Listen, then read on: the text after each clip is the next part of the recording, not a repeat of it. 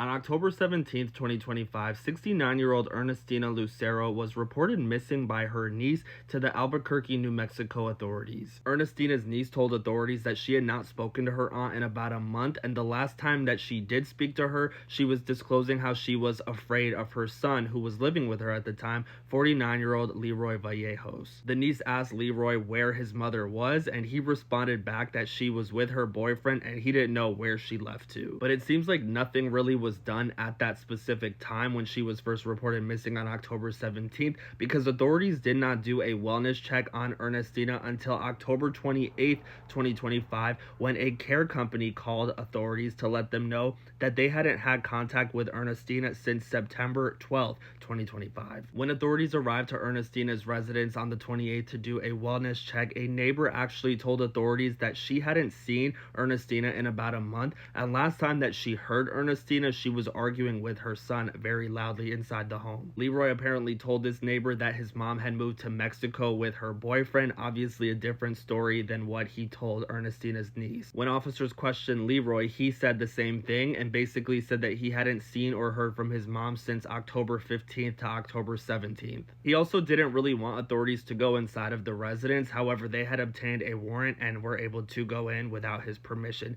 Inside, they found Ernestina's medications as well as all of her things, indicating that she had not packed up and moved anywhere. Inside of the kitchen was a large chest freezer, and inside of that freezer were plastic bags, and in each of those bags were body parts, the remains of Ernestina. Now, Leroy was immediately taken into custody. When he was in the back of the cop car, he was uttering things under his breath, saying things to the effect that he's not a bad guy and that the truth is all going to come out about this. At the police station, Leroy told one of the officers that he's not a bad guy and that he had just snapped. He told authorities that his mother, along with other members of his family, were part of a group that involved giving their lives to the darkness. He said that he had found out that his mother had sold him to Satan and that he had to get rid of her. He said that he had taken his mother's life by putting her in a chokehold and holding her there for a little while, and that after doing all of this, he had contemplated turning himself into authorities, but he loves his dogs and he didn't want to be separated from them, so he didn't. He tried to hide